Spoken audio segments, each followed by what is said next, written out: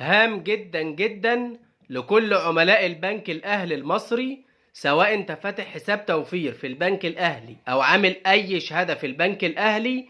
فالحلقة دي تخصك ومهمة جدا، وحاول ما تفوتكش عشان ما ترجعش تقول أنا ما كنتش أعرف. فتابعونا بقى للآخر لمعرفة جميع التفاصيل.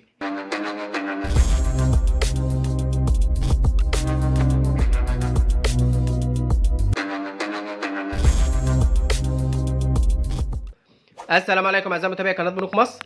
قبل اي حاجه وكالعاده بنستاذن حضراتكم لو بتتفرجوا علينا ولسه مش مشتركين في القناه تنزلوا تشتركوا في القناه وتفعلوا خاصيه الجرس على الكل عشان يصلكم كل الاحداث والحلقات الجديده خلال الفتره الجايه، لانها مهمه جدا زي ما حضرتك شايف. وطبعا اهم حاجه ما تنسوش تدعمونا باللايك على الحلقه. خلونا بقى نخش في موضوع حلقتنا على طول. وزي ما قلنا في مقدمه الحلقه ان الحلقه ديت مهمه جدا جدا تقريبا لكل عملاء البنك الاهلي. طب ليه؟ لأن البنك الأهلي غير الخصائص بتاعة حساب التوفير الأساسي، يعتبر اللي 90% من عملاء البنك الأهلي فاتحينه، لأن الحسابات الجارية بتتطلب طبعا وظيفة وبتتطلب طبعا مفردات مرتب أو الوظيفة تبقى مثبتة في البطاقة، وبالتالي أغلب الناس ما بتفتحش حساب جاري. الحساب الجاري ده بيبقى مخصص في الأكتر للتجار عشان يطلعوا عليه دفتر شيكات ويتعاملوا بيه. وبالتالي اغلب الناس العاديين اللي هم زينا وزي حضرتك وزي والدتك وزي والدتي وزي والدك والكلام ده كله بيفتحوا حساب توفير في البنك الاهلي، سواء هو فاتح حساب توفير بس بيحط فيه الفلوس بتاعته وبيتعامل عليه سحب وايداع، مرونة سحب وايداع، او عامل شهادة وبالتالي البنك بيفتح له حساب توفير عشان يشتري الشهادات منه، وبالتالي الفايدة بتاعت الشهادات تنزل عليه. وبالتالي الحساب الاساسي في البنك الاهلي حصل تغيير جذري عليه. وطبعا احنا عارفين ان اي تغيير سواء على الخصائص بتاعه الحساب او على الفايده بتاعه الحساب او ايا كان بتبقى على الناس كلها، سواء الجديده اللي لسه هتفتح الحساب دلوقتي او القديمه اللي كانت فاتحه الحساب قبل كده. طيب خلونا نبدا بقى بالتغييرات اللي حصلت على الحساب ونقول لكم الشرايح دلوقتي على الحساب كام، وايضا الفايده كام على حساب التوفير الاساسي في البنك الاهلي في الوقت الحالي. طيب مبدئيا كده احنا كلنا كنا عارفين ان الحد الادنى عشان تفتح حساب توفير في البنك الاهلي الفتره الاخيره كان 3000 جنيه، ما يقلش عن 3000 جنيه خلاف فترات الشمول المالي. البنك الاهلي عدل الحد الادنى لفتح حساب التوفير الاساسي عنده الى 5000 جنيه بدلا من 3000 جنيه.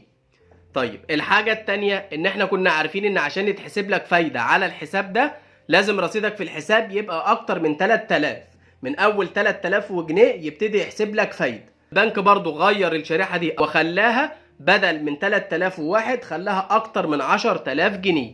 وبالتالي انت لو رصيدك دلوقتي في الحساب 3000 جنيه 4000 5000 6000 7000 8000 9000 مش هيحسب لحضرتك فايده، حتى 10000 جنيه مش هيحسب لحضرتك فايده. البنك الاهلي بيقول لك دلوقتي عشان يتحسب لك فايده ايا كانت شهري او ربع سنوي او نصف سنوي او سنوي لازم الفلوس بتاعتك في حساب التوفير الاساسي تكون اكتر من 10000 جنيه، من اول 10000 جنيه.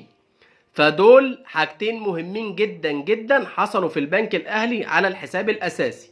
الحد الادنى بقى 5000 بدل 3000، احتساب الفايده بقى اكتر من 10000 بدل ما كان اكتر من 3000. طيب خلونا برضو نقول لكم الشرايح في الوقت الحالي على الحساب الاساسي في البنك الاهلي ايه.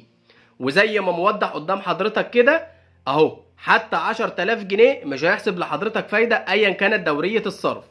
عشان يبتدي يحسب لك فايده هيبقى اكتر من 10000، من اول 10000 جنيه اول شريحه الى 100000 جنيه. لو هتاخد العائد شهر هيبقى 8.5%، ربع سنوي هيبقى 8.55%، نصف سنوي هيبقى 8.60%، سنوي هيبقى 8.70%.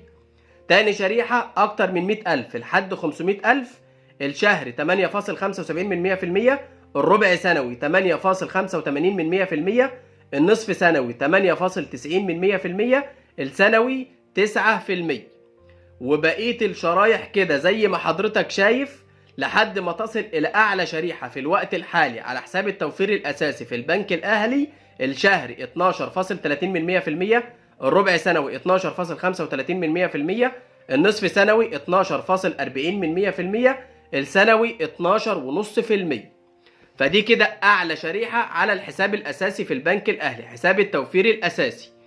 بقية الحسابات يا جماعة ما حصلش أي تغيير عليها في البنك الأهلي، سواء حساب المدخر الصغير، سواء حساب المستقبل، سواء حساب المعاش، حتى الحساب الجاري مازال 2000 ونص لفتح الحساب عليه زي ما هو. ده بخلاف الحسابات الاستثماريه او الحسابات اللي بفايده عاليه. احنا اتكلمنا عن الحسابين دول في حلقه امبارح ووضحنا التفاصيل بتاعتهم زي ما هم بالفايده بتاعتهم بالحد الادنى بتاعهم. احنا بنتكلم على الحساب الاساسي، فده اللي اتغير حاليا في البنك الاهلي. طبعا الحساب الاساسي ده زي ما حضراتكم اكيد عارفين ان البنك بيطلع لك عليه بطاقه خصم مباشر تقدر تسحب وتودع بيها عادي من خلال الاي تي ام. وطبعا الحساب عليه مرونه السحب والايداع، تسحب وتودع في اي وقت، معلوش اي ليميت. وبرده البنك بيقول لك ان هو يقدر يعفيك من مصاريف فتح الحساب ومن مصاريف الحد الادنى لو فتحت الحساب ده من خلال الاهلي نت او الاهلي موبايل. ده كده كل اللي تم في البنك الاهلي على الحساب الاساسي. طبعا بالنسبه لعملاء بنك مصر اللي هيجي يسالوا دلوقتي طب هل الكلام ده تم في بنك مصر زي ما تم في البنك الاهلي؟ خليني اقول لك ان لحد وقت تسجيل الحلقه ما حصلش تغيير في بنك مصر على حساب التوفير الاساسي، مازال زي ما هو بحد ادنى 3000 واحتساب الفايده اكتر من 3000، ما حصلش اي تغيير عليه. هل هيحصل خلال الايام الجايه ولا لا؟ ده مش اكيد بالنسبه لنا ومش معلوم بالنسبه لنا، لكن من خبرتنا في اللي فات كله اعتقد ان ممكن بنك مصر بنسبه كبيره الايام الجايه يعمل نفس اللي عمله البنك الاهلي. لكن برضه خلينا متابعين لحد الان مفيش حاجه اكيده، ولو حصل اي تغيير في بنك مصر على الحساب الاساسي او غيره هنوافق حضراتكم بيه ان شاء الله. وبرضه لو حصل اي تغييرات على اي حساب في البنك الاهلي او في اي بنك الفتره الجايه هنوافق حضراتكم بيه. لذلك لازم تبقى مفعل خاصيه الجرس على الكل عشان اي حلقه ننزلها تيجي لك على طول. بس يا سيدي ده كده كان كل موضوع حلقتنا النهارده، ونشوفكم ان شاء الله في حلقات جديده. شكرا.